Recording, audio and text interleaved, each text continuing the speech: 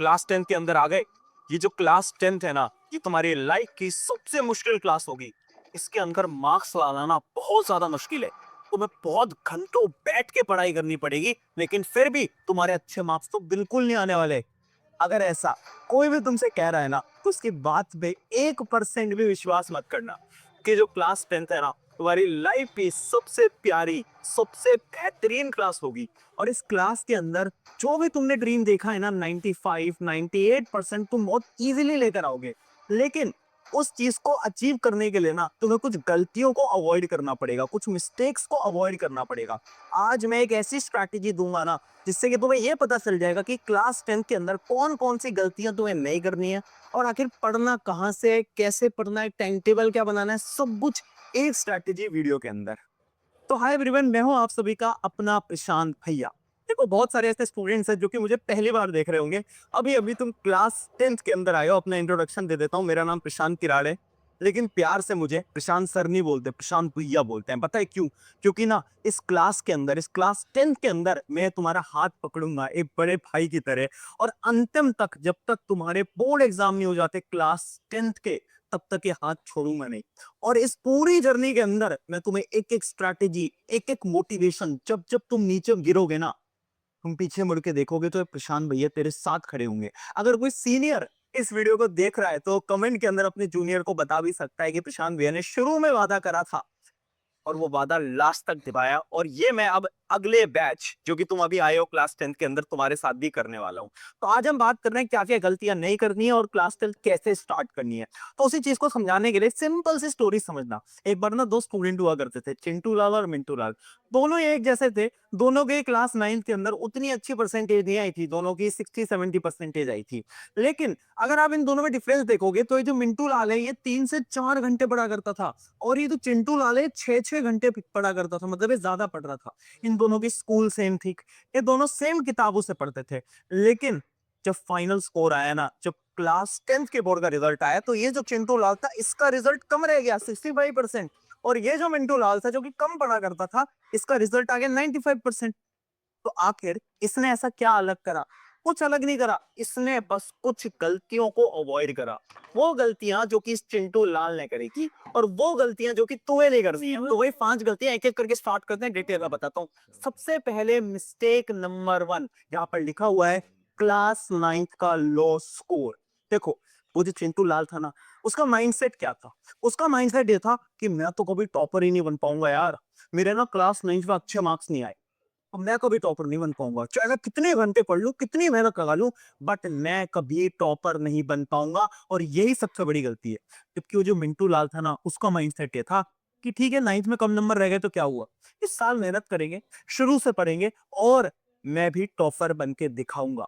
और यही फर्क होता है माइंडसेट का। अगर तुम क्लास 10 के अंदर आ रहे हो ना, और तुम ये सोच के आ रहे हो कि मुझसे नहीं हो पाएगा, मैं तो कभी अचीव नहीं कर पाऊंगा, नहीं कर पाऊंगी, अगर तुम ये सोच रहे हो, तो तुम कभी नहीं कर पाओगे। लेकिन अगर तुमने शुरू से ये सोच लिया ना कि ये जो क्लास है ना, ये मेरी लाइफ की सबसे बेहतरीन क्लास होगी, class 10th will be best class of your life, this exam will be best exam of your life, अगर तुमने सोच लिया, तो तुम एक्चुअली में अचीव कर जाओगे। और इसी वजह से एक पहला कमेंट मैं आज को मैं इस वीडियो में लिखवाने के लिए बोल रहा हूँ। कमेंट जरूर लिखना अभी पॉज करके, this exam will be best exam of my life, ये लिखना। और लास्ट में, जब तुम लास्ट में खड़े होगे ना, जब तुम क्लास 10 का बोर्ड दे रहे होगे, तो तुम्हें रियलाइज होगा एक्चुअली में तुम्हारे मार्क्स बहुत बेहतरीन आ गए। तो ये पहली गलती है जो कि तुम्हें अवॉइड करनी है, माइंडसेट इतना स्ट्रांग रखना है। दूसरी मिस्टेक के बारे में बात करते हैं, जो कि है स्मार्ट स्टडी। अब बहुत सारे ऐसे बच्चे हैं ना, जो कि हार्ड वर्क तो करते हैं, जैसे चिंटू लाल साहब बहुत घंटे पढ़ाई करता था, लेकिन स्मार्ट स्टडी नहीं करता था, उसको स्मार्ट वर्क नहीं आता था। स्मार्ट वर्क कैसे करें? वो स्मार्ट वर्क ध्यान ध्यान से सुनते चलना, 4 पॉइंटर्स बताता हूँ। सबसे पहले, कितने घंटे पढ़ना है? तो देखो, ये सवाल आप सभी के मन में आ रहा होगा, जो ज्यादा घंटे पढ़ता है क्या उसके मार्क्स ज्यादा आते हैं? ऐसा बिल्कुल नहीं है। अगर तुम शुरू से हर रोज सिर्फ 2 से 3 घंटे भी पढ़ रहे हो ना, मोर देन सफिशियंट है, इनफ है तुम्हारे लिए। लेकिन शर्त एक है कि जब तुम पढ़ रहे हो ना, तो तुम्हारा पूरा फोकस पढ़ाई पे होना चाहिए। अब बहुत ऐसे बच्चे हैं जो कि यहाँ पे 6-6 घंटे पढ़ते तो हैं, लेकिन आधा समय उनका इधर होता है, आधा फोकस इधर होता है, कभी वो इंस्टाग्राम पे रील चला रहे होते हैं, है ना? तो वो नहीं करना है। चल, सिर्फ 1 घंटे पढ़ो, 2 घंटे पढ़ो, कोई दिक्कत नहीं है, लेकिन हर रोज पढ़ो। और ऐसे पढ़ो कि तुम्हारा पूरा फोकस तब पढ़ाई पे होना चाहिए, बाकी तुम्हारा दिमाग इधर उधर नहीं जाना चाहिए। ये पहली चीज है स्मार्ट स्टडी की। दूसरा पॉइंट, टाइम टेबल। क्या टाइम टेबल बनाना जरूरी है? हाँ जरूरी तो है। इसके लिए मैं एक अलग से वीडियो बना दूंगा अगर तुम बोलोगे तो। लेकिन अगर तुम टाइम टेबल नहीं बना रहे हो, एक स्ट्रैटेजी बताता हूँ, daily target strategy.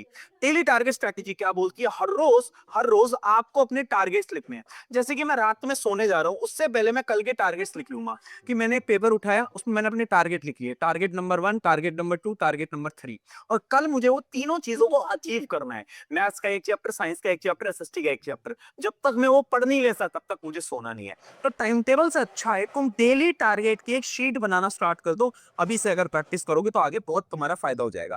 Third point, subject wise strategy. देखो यार, तुम्हें पता होना चाहिए कि कौन से सब्जेक्ट पे तुम्हें ज्यादा मेहनत लगानी है। जैसे कि अगर तुम पूछोगे अपने सीनियर से जिन्होंने इस साल क्लास 10th का बोर्ड दिया है, मैथ्स का एग्जाम टफ है, मैथ्स का एग्जाम टफ है। तो इस वजह से तुम्हें पता होना चाहिए कि इस साल तुम्हें सिर्फ एनसीईआरटी प्रैक्टिस नहीं करनी है, मैथ के अंदर तुम्हें और प्रैक्टिस करनी पड़ेगी, बड़ी बड़ी किताबों को सॉल्व करना पड़ेगा।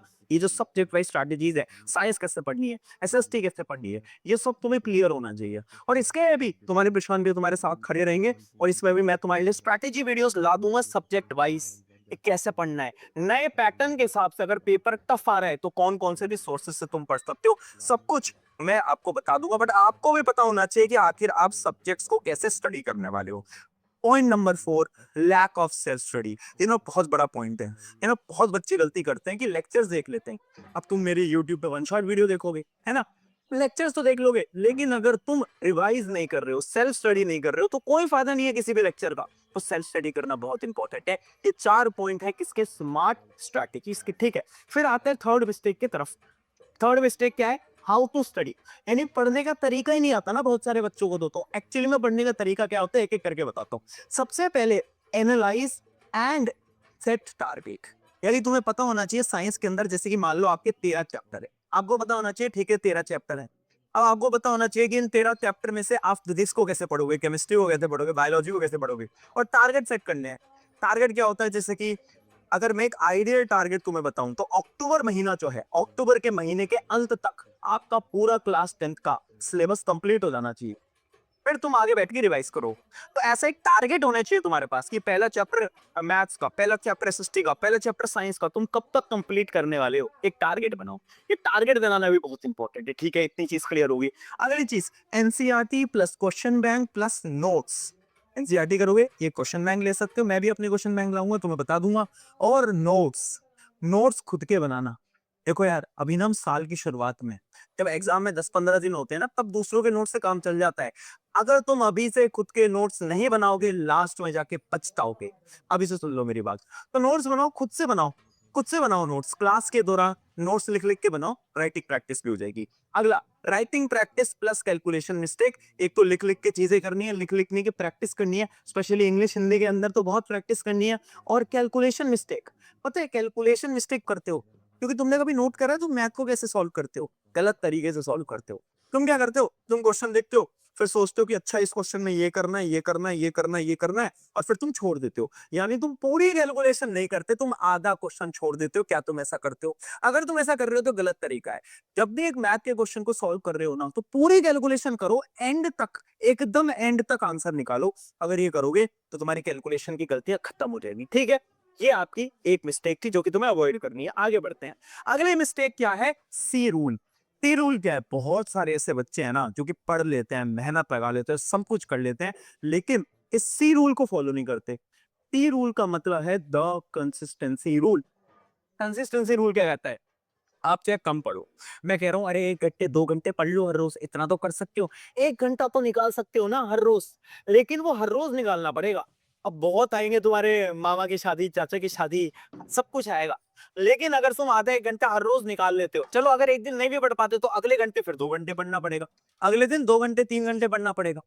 यानी पढ़ना हर रोज है। ये होता है सी रूल, कंसिस्टेंसी रूल। अगर तुमने कंसिस्टेंसी बना ली ना खुद के अंदर, मैं गारंटी से बोल रहा हूँ ये क्लास तुम्हारे जीवन की सबसे बेहतरीन क्लास जाएगी। और मुश्किल नहीं है, डरना नहीं है, बिल्कुल भी घबराना नहीं है, ठीक है भाई। आगे बढ़ते हैं। अगला पॉइंट है फॉलो लेस टीचर। ये फिफ्थ एंड लास्ट मिस्टेक है जो कि हर एक बच्चा करता है। देखो होता क्या है ना, तुम यूट्यूब पे जाओगे, बहुत सारे टीचर मिलेंगे, सब टीचर अच्छे हैं। अब तुम बोलोगे कि यार प्रशांत भैया आपसे साइंस पढ़ लेता हूँ, फिर उसके बाद तुम किसी और टीचर के पास जाओगे, फिर किसी और पे, फिर किसी और पे। इससे तुम्हारा टाइम वेस्ट होता है। तुम्हें अगर मुझसे साइंस पढ़ रहे हो, तुम्हें अगर मुझसे समझ आ रहा है, तुम मुझसे ही पढ़ लो। बट अगर बाई चांस मुझसे समझ नहीं आता तो किसी और से पढ़ लो। मैं ये नहीं बोल रहा कि हाँ नहीं नहीं मुझसे पढ़ना पड़ेगा, नहीं नहीं नहीं, ऐसा टीचर नहीं हूं मैं। अगर मुझसे समझ आए, एक बार लेक्चर देखना, समझ आ जाता है, पूरी वन शॉट बना रखी है। अगर समझ आता है, देखो लेक्चर्स, और फिर एक ही टीचर को फॉलो करना। सिमिलरली मैथ के लिए, एसएसटी के लिए एक teacher, one and only teacher. बाकी अपने सीनियर से पूछ लेना, वो तुम्हें रिकमेंड कर देंगे। ठीक है, तो एक ही टीचर फॉलो करना है, सबसे इंपॉर्टेंट। ज्यादा टीचर्स को फॉलो करोगे तो टाइम वेस्ट होगा। ये कुछ 5 मिस्टेक थी। अब कुछ फाइनल 1 to 1 टिप दे देता हूँ। तुम्हारे बड़े भैया होने के नाते तुम्हें कुछ फाइनल टिप्स देके जा रहा हूँ, बहुत इंपॉर्टेंट है, ध्यान से सुनना। टिप नंबर 1, इंजॉय करो। Very important. शायद ना ये पहला टीचर हो जो कि ये बोल रहा है कि क्लास 10th में फुल एंजॉय करो। शायद किसी के पेरेंट्स देख के ऑफेंड हो जाए कि ये कैसे टीचर है, ये कैसे मास्टर है, बोल रहे हैं एंजॉय करो। हाँ, एंजॉय करो।